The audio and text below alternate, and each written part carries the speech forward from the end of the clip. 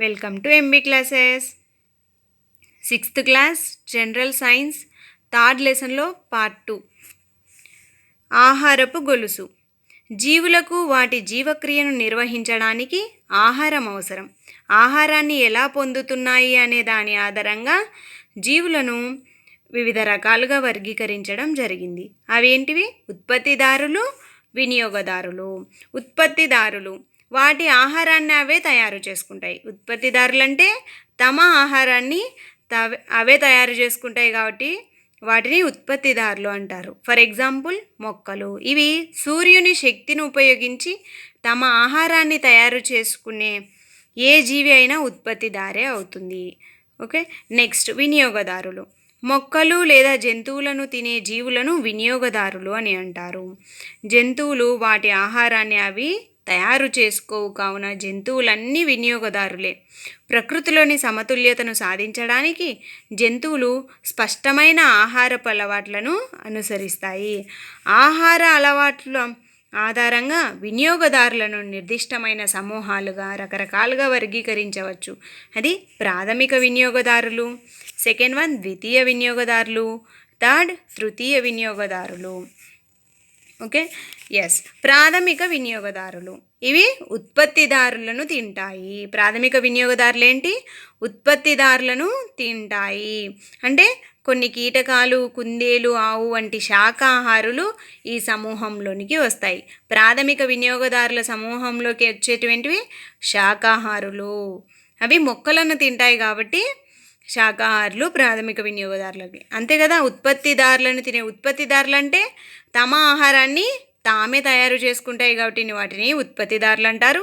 ఈ ఉత్పత్తిదారులు వేటి కిందికి వస్తాయంటే ఈ ఉత్పత్తిదారులను తినే కీటకాలు, కుందేళ్ళు, ఆవు లాంటి శాకాహారులను ప్రాథమిక వినియోగదారుల సమూహంలో చేర్చడం జరిగింది. ద్వితీయ వినియోగదారులు ఏంటంటే ప్రాథమిక వినియోగదారులను తింటాయన్నమాట. అంటే కీటకాలు, కుందేలు, ఆవు వీటిని ఏవి తింటాయి? ద్వితీయ వినియోగదారులు తింటాయి. అనేక పక్షులు, కప్ప, నక్క ఇవి ఎగ్జాంపుల్ అన్నమాట. వీటిని మాంసాహారులు అని అంటారు. ఓకే, మాంసాహారులు ఏ సమూహంలోనికి చేరుతాయి? ద్వితీయ వినియోగదారులు. తృతీయ వినియోగదారులు ఇవి ద్వితీయ వినియోగదారులను తింటాయి. ఇతర మాంసాహారులను భుజించే మాంసాహారులు ఈ సమూహంలో ఉంటాయన్నమాట. పాములు, సింహాలు ఫర్ ఎగ్జాంపుల్. నెక్స్ట్ ఆహారపు గొలుసు, ఫుడ్ చైన్. ఏమంటారు? ఫుడ్ చైన్ ఎలా ఉంటుంది? ఫస్ట్ సూర్యుని నుంచి తమ ఆహారాన్ని తామే తయారు చేసుకునే వాటిని ఏమంటారు? ఉత్పత్తిదారులు ఫర్ ఎగ్జాంపుల్ ప్లాంట్స్ అన్నమాట. మొక్కలను తినేటివేంటివి? ప్రాథమిక వినియోగదారులను తినేటివి ద్వితీయ వినియోగదారులు. ఈ విధంగా ఫుడ్ సైకిల్ అనేది ఉంటుంది. ఫుడ్ చైన్ అంటారు. ఆహారపు గొలుసు గురించి కొద్దిగా తెలుసుకుందాం. ఒక అడవిలో జింక గడ్డిని తింటుంది, పులి జింకను తింటుంది. ఇది ఫుడ్ చైన్ అన్నమాట. అలానే ప్రతి ఆవరణ వ్యవస్థలో కూడా అక్కడ నివసించే జీవుల మధ్య ఆహారం కొరకు ఒక గొలుసు లాంటి సంబంధము ఉంటుంది. ఇలా ఏ జీవి తింటుందో చూపే క్రమాన్నే ఆహారపు గొలుసు అని అంటారు. ఇది ఇతర జీవులను తినడం ద్వారా జీవులు శక్తి, పోషకాలను ఎలా పొందుతాయో వివరిస్తుంది ఆహారపు గొలుసు. ఆహారపు గొలుసులో ఉత్పత్తిదారులు, వినియోగదారులు మధ్య సంబంధాన్ని చూపుతుంది. ప్రకృతిలోని విభిన్న జీవులు ఎలా పరస్పరం ఆధారపడి ఉంటాయో వివరిస్తుంది. నెక్స్ట్ వన్, ఆహారపు గొలుసులో శక్తి ప్రవాహం అనేది ఎలా ఉంటుంది? Energy flow. ఏమంటారు? Energy flow. ఫస్ట్ సూర్యుడు అన్నమాట. సూర్యుడి నుంచి ఉత్పత్తిదారులు. ఓకే, ఉత్పత్తిదారులు వాటర్ నుంచి కూడా ఉత్పత్తిదారులు. మొక్కలు వాటర్ తీసుకుంటాయి, సన్ని కూడా ఉపయోగించుకుంటాయి కాబట్టి తమ ఆహారాన్ని తయారు చేసుకోవడానికి సూర్యుడు, నీరు ప్రధాన వనరు అవుతుంది ఉత్పత్తిదారులకు. ఉత్పత్తిదారులని తినేవి ప్రథమ వినియోగదారులు, ప్రాథమిక వినియోగదారులు. సో ప్రాథమిక వినియోగదారులు మిడత, కీటకాలు, ఓకే. ప్రాథమిక వినియోగదారులను తినేవి ద్వితీయ వినియోగదారులు, విచ్ఛిన్నకారులు కూడా తింటాయి. ద్వితీయ వినియోగదారులను తినేది అయితే తృతీయ వినియోగదారులు. తృతీయ వినియోగదారులు ప్రాథమిక వినియోగదారులు ద్వితీయ వినియోగదారులని విచ్ఛిన్నకారులు తింటాయి అన్నమాట. ఈ విచ్ఛిన్నకారులు ఇలా ఉత్పత్తిదారులను కూడా తింటాయి. లైక్ ఎగ్జాంపుల్ పుట్టగొడుగులు. ఓకే. చూడండి, ఈ విధంగా ఫుడ్ సైకిల్ అనేది ఎనర్జీ ఫ్లో అనమాట. ఈ విధంగా ఎనర్జీ వెళ్తుందనమాట వాటిని తినడం వలన ఆహారం. ఓకే. నెక్స్ట్ పాయింట్, బ్యాక్టీరియాలు మరియు పుట్టగొడుగులు వంటి శిలీంధ్రాలు చనిపోయిన మొక్కలు జంతువులను విచ్ఛిన్నం చేయడం ద్వారా శక్తిని పొందుతాయి. ఈ పుట్టగొడుగులు ఎలా శక్తిని పొందుతున్నాయంటే బ్యాక్టీరియాలు మరియు పుట్టగొడుగులు అనేటివి, ఇక్కడ బ్యాక్టీరియాలు కూడా చేరుతాయి వీటి జాబితాలో. శిలీంధ్రాలు చనిపోయిన మొక్కలు జంతువులను విచ్ఛిన్నం చేయడం ద్వారా, అంటే చనిపోయిన మొక్కలు జంతువులను విచ్ఛిన్నం చేసి శక్తిని పొందుతాయన్నమాట పుట్టగొడుగులు కానీ బ్యాక్టీరియాలు శిలీంధ్రాలు కానీ. వీటిని ఏమంటారు? విచ్ఛిన్నకారులు అంటారు.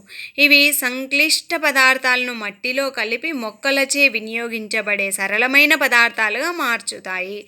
ఇక్కడ విచ్ఛిన్నకారుల యొక్క విధి ఏంటంటే సంక్లిష్ట పదార్థాలను మట్టిలో కలిపి మొక్కలచే వినియోగించబడే సరళమైన పదార్థాలుగా మారుతాయి. అంటే ఇవేం చేస్తాయంటే విచ్ఛిన్నకారులు అవి మట్టిలో కలిపే మంచి ఫుడ్ ఇస్తాయన్నమాట మొక్కలకు. సంక్లిష్టమైన పదార్థాలను సరళ పదార్థాలుగా మార్చేటివి విచ్ఛిన్నకారులు అనేది గుర్తుపెట్టుకోండి. ఈ పాయింట్ మోస్ట్ ఇంపార్టెంట్. ఆ విధంగా ఇవి ఉత్పత్తిదారులు, వినియోగదారులు మరియు నేల మధ్య పదార్థాల చక్రీయం కావటానికి ఉపయోగపడతాయి. కావున వీటిని పునరుత్పత్తిదారులని కూడా అంటారు. విచ్ఛిన్నకారులని పునరుత్పత్తిదారులు అని కూడా అంటారు, రీసైక్లర్స్. ఓకే. నెక్స్ట్, ఆహారపు జాలకం, ఫుడ్ వెబ్. ఆహారపు గొలుసులు ఎప్పుడూ ఒక సరళ రేఖలో ఉండనవసరం లేదు. అనేక ఆహారపు గొలుసులు ఒకదానితో ఒకటి సంబంధం ఉండి శాఖోపశాఖలుగా చీలి ఆహారపు జాలకంగా ఏర్పడతాయి. ఈ విధంగా అంతర్గత సంబంధాలు కలిగి ఆహారపు గొలుసుల వ్యవస్థని ఆహారపు జాలకం అంటారు. ఆహారపు జాలకం అంటే ఏదో కాదు, ఎన్నో ఆహారపు గొలుసులు కలిసి ఆహారపు జాలకాన్ని ఏర్పరుస్తాయి అన్నమాట. ఓకే. చూడండి, ఫర్ ఎగ్జాంపుల్ అయితే ఆకుపచ్చని చెట్టుని మేక తింటుంది, మేకని సింహం తింటుంది, నక్క తింటుంది. ఈ విధంగా చెట్లని ఎలుకలు తింటాయి, మొక్కల్ని ఎలుకలని అయితే గుడ్లగూబ తింటుంది, పాము తింటుంది, కుందేలు తింటుంది. ఈ విధంగా ఆహారపు జాలకం. ఒక్క ఎలుక నుంచే ఎన్ని తయారైనాయి ఆహారపు గొలుసులు? 1, 2, 3. ఈ విధంగా అన్నమాట అనేక ఆహారపు గొలుసులు కలిసి ఆహార జాలకాన్ని ఏర్పరుస్తాయి. ఓకే. నెక్స్ట్ బిట్, జంతు సమూహాలు ఆహారం. ఎన్నో రకాల జంతువులు గుంపులుగా నివసిస్తాయి. చిన్న చీమల నుండి పెద్ద ఏనుగుల వరకు ఎన్నో రకాల జంతువులు గుంపులలో నివసిస్తాయి. అందులో చీమల ప్రపంచం గురించి ఇవ్వడం జరిగింది. చీమల ప్రపంచం. చీమలు ఎన్నో పనులు చేస్తాయి. పనులు చేయడానికి దండులో ఎన్నో చీమలు ఉంటాయి. వాటిలో ముఖ్యంగా పనులు చేసే కూలీ చీమలు, రక్షణ చర్యలు చేపట్టే చీమలను ఏమంటారు? సైనిక చీమలు అని అంటారు. ఆడ మగ చీమలు ఉంటాయి. చీమల దండులో ఏమేమి ఉంటాయి? కూలీ చీమలు, సైనిక చీమలు, ఆడ మగ చీమలు ఉంటాయి. కూలీ చీమలు అనేక పనులతో పాటు గుంపులోని ఇతర చీమల కొరకు ఆహార సేకరణ, ఆహార నిల్వల బాధ్యతలు నిర్వహిస్తాయి. ఇక్కడ బిట్టు ఎలా అడుగుతారంటే చీమల దండులో ఆహార సేకరణ, ఆహార నిల్వల బాధ్యతలు చేపట్టేది ఏంటి? ఏ చీమలు? ఆన్సర్ ఏంటి? కూలీ చీమలు అనేది గుర్తుపెట్టుకోవాలి. మనం ఆవులను పాల కోసం పెంచినట్టే చీమలు హానిడ్యూ అనే పదార్థం కోసం ఎపిడ్స్ అనే రకమైన కీటకాలను పెంచుతాయి. ఎపిడ్స్ అనేటివి ఏంటివి? కీటకాలు అనమాట. కీటకాలకు చెందినటివి ఎపిడ్స్. వేటి కోసం? హానిడ్యూ అనే పదార్థం కోసం ఎపిడ్స్ అనే కీటకాలను పెంచుతాయి. ఇది మోస్ట్ ఇంపార్టెంట్, చాలాసార్లు టెట్లో అడగడం జరిగింది. చీమలు కూడా మనలా మంచి రైతులు. వాటి ఆహారాన్ని అవే తయారు చేసుకుంటున్నాయి. ఎందుకంటే చీమలు తాము తీసుకునే ఆహారమైన శిలీంధ్రం కోసం ఆకులను చిన్న చిన్న ముక్కలుగా కత్తిరించి ఒక పాన్పు వలె తయారు చేసి అందులో శిలీంధ్రాలని పెంచుతాయి. అంటే ఇక్కడ తమ ఆహారమైన శిలీంధ్రాన్ని పెంచడానికి అవి వర్క్ చేస్తున్నాయి కాబట్టి వాటిని కూడా మంచి రైతులు అనడం జరిగింది. ఎస్. పీల్చడం, నాకడం, ఏరడం, నమలడం, మింగడం మొదలైన మార్గాల ద్వారా జంతువులన్నిటివి ఆహారం తీసుకుంటాయి అన్నమాట. ఒక్కొక్క జంతువు ఒక్కొక్క విధంగా ఆహారాన్ని తీసుకుంటాయి. పక్షులు తీసుకునే ఆహారాన్ని బట్టి పక్షుల ముక్కులలో వైవిధ్యం అనేది కనిపిస్తుంది. ఇవి 2 పాయింట్స్ అనమాట. Do like this video? Please like, share and subscribe. Thank you for watching.